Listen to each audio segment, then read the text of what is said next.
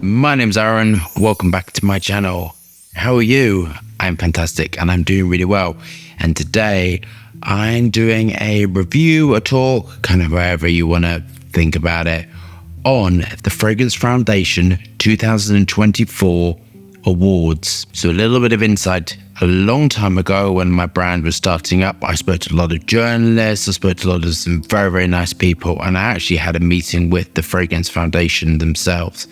And how it works with them, or how it did then, was that you, depending on the size of your business, you paid an amount to them and then they would promote fragrances on their social media, all that sort of stuff. So when I went down to the Fragrance Foundation to speak to them, I spoke to a couple of journalists and I went and I spoke to them, and I just felt there was a mismatch between somebody. I consider myself an artist and creative, and I love my job, and I'm inspired to be in this industry, and I'm very, very lucky to do something creative for a living. But I felt there was a mismatch, that there wasn't that sort of excitement, creativity, really wasn't anything that didn't excite me. So we kind of decided not to work together. That's just how it was. But once a year, I remember a woman going on about the Oscars of perfumery, That's all this woman went on about, and felt a bit dizzy because that's all I heard her talk about. I didn't really hear her talk about anything else.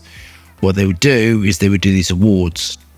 So this year, I think it would go from 2023 to 2024, there's been awards, and it's in lots of different categories.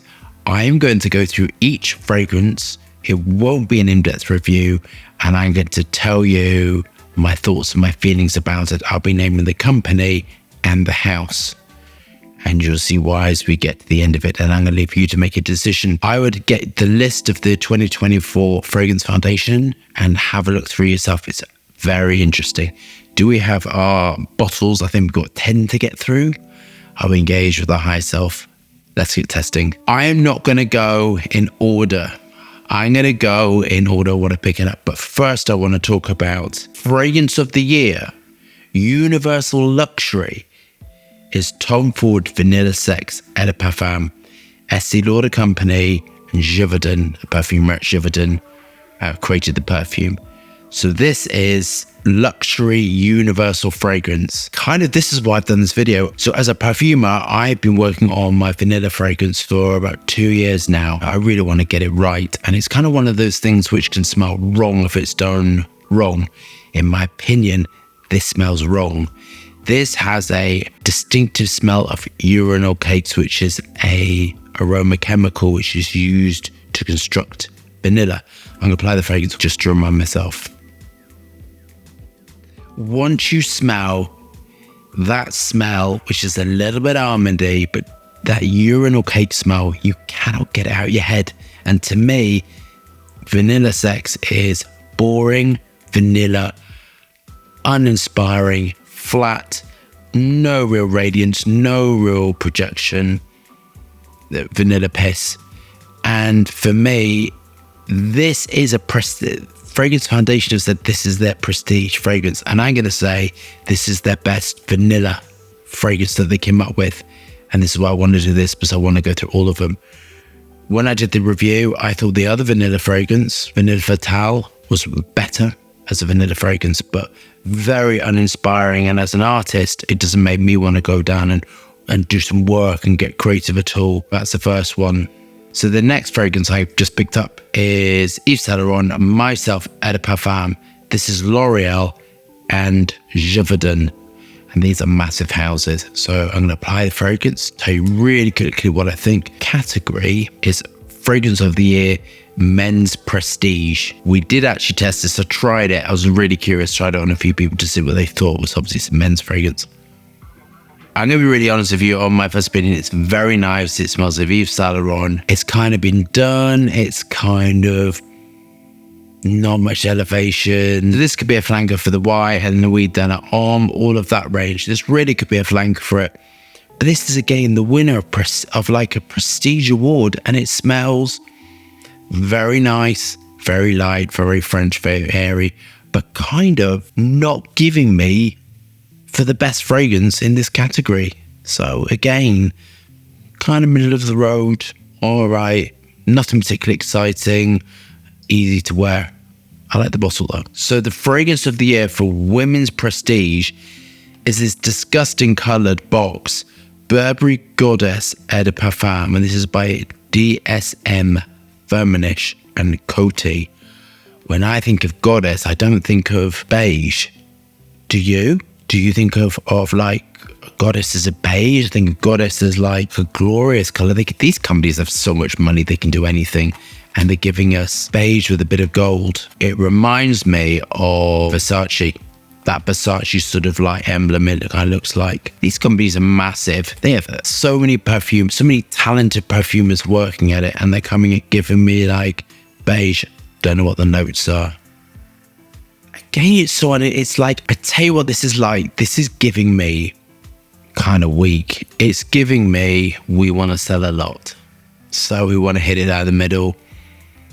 Vanillic, sweet, floral, fluffy musks. It's not giving me 2024 super fantastico perfumery. It's really giving me muy basico. That sort of basic, sort of like, I'll just pick it up and give it all. It's all right. It's giving me gardenia. It's giving me jasmine. It's kind of giving me that sort of, definitely sort of jasmine, benzyl, acetate, that sort of slightly banana-y green smell. Wanting to be liked by a lot of people, not really loved by a lot of people, kind of that's that sort of category. Again, this is a 2024 winner. So these are perfume houses with lots of perfumers, and it's so safe. Everything so far has been safe. It reminds me of so many different things, this fragrance. That's all right. Now we're on to, and I will be reviewing these at some point. I'm going to tell you right now what I think of this shoe. I think it's the most horrible packaging I've ever seen. I think it's just so tacky. Plastico. We need to get away from plastic. These companies, I'm going to keep saying, these companies have so much money. Money's no option to this, and they've come up with this sort of tacky plastic shoe. The heel is really flimsy.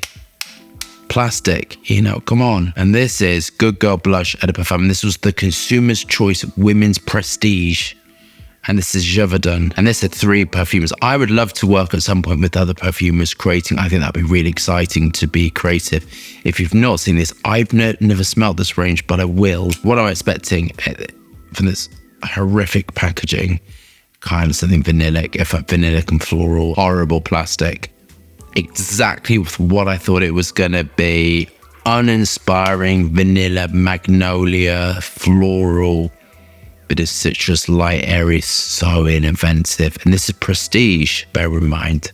It's that magnolia and vanilla thing. It's all right. This is Prestige. This is 2024. This is the Fragrance Foundation. This is kind of massive houses. Should be pushing the boundaries. Perfumery is exciting. Instead, I've got a plastic flimsy shoe with a weapon on. Okay, next. It's Consumer Choice. I'm really curious how they got the consumers. What do? Did they stand on a street corner with this annoying clipboard saying, "Excuse me, would you tell me what you think of this?" Who wrote in? What did they do? I'd love to know a little bit more about that. Yes, this is Men's and Universal, and this is Valentino, born in Roma, Uomo, Eau de Parfum Intense. This is L'Oreal and Jardin.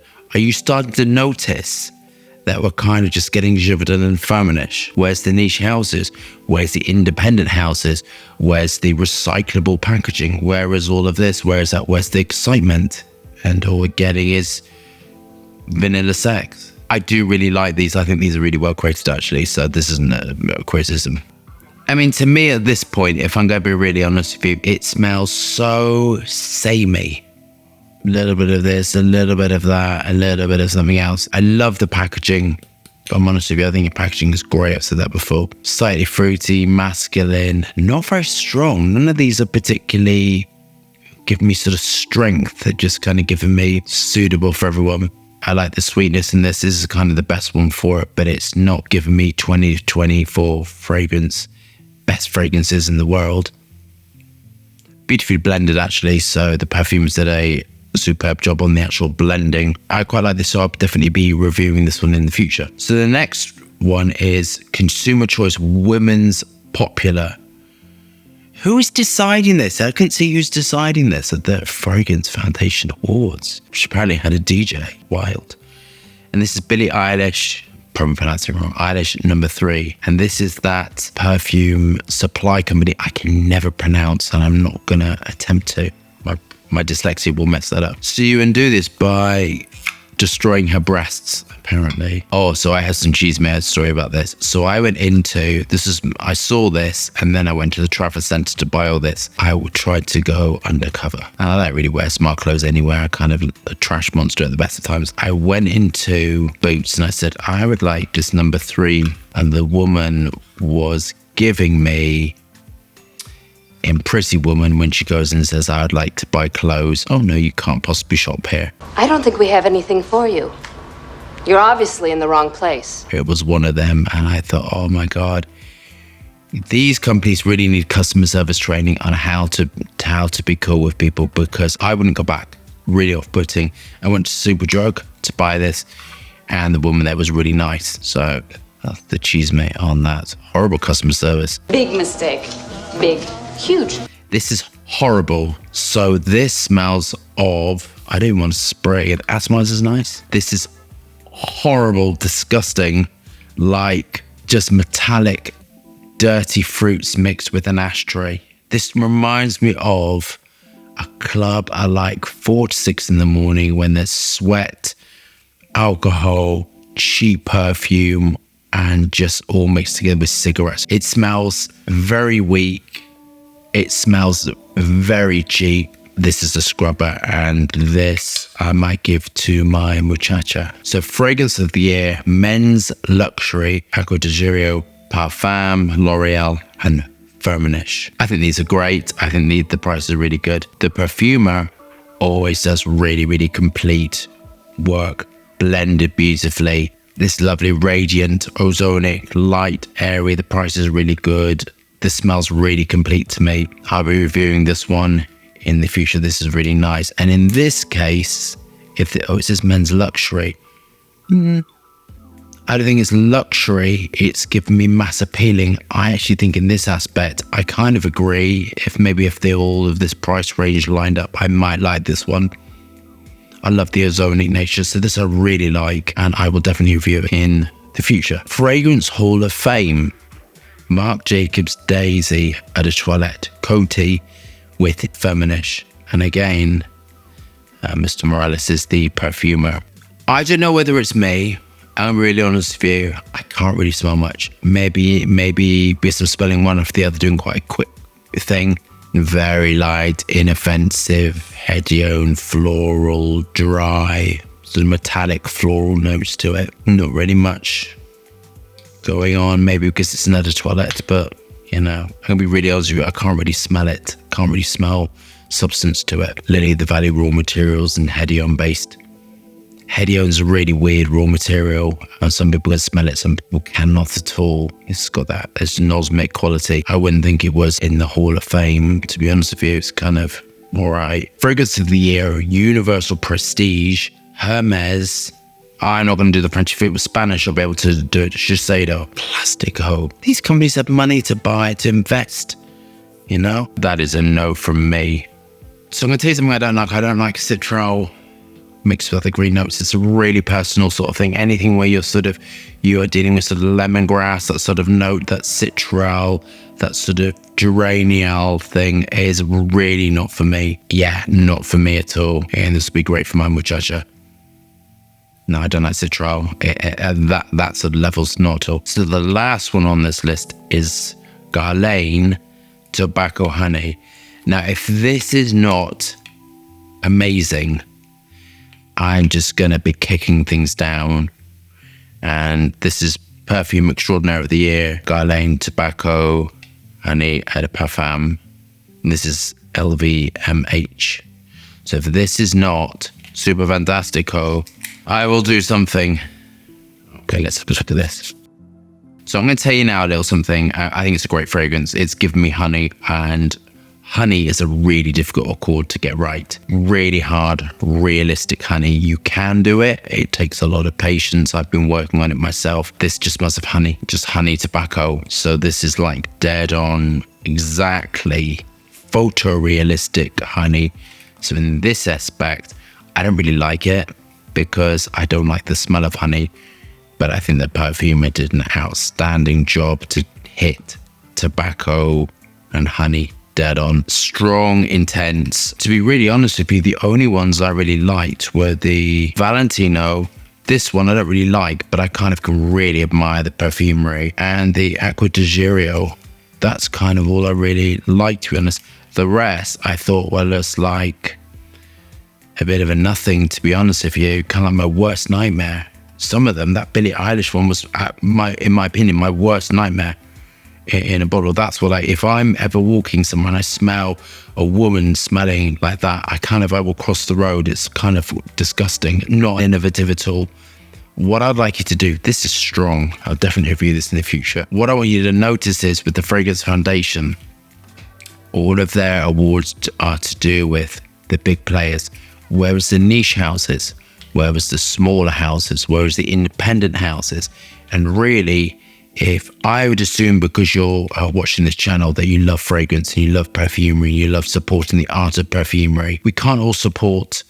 Well, we can. You can do what you want. It's your money. But I would hope as people who love fragrance that you have one or two small independent houses. Where were they?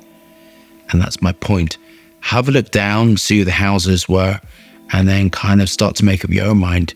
Always make it your own mind. Use your brains. Don't listen to the marketing ever. That's kind of what I think. Don't listen to what other people say. Go with what you love. Anyway, I hope you love that babbling. Thumbs up and subscribe for fascinating, interesting content. Lots of moving hands, lots of fragrance views. Hope you're staying safe and well. See you soon.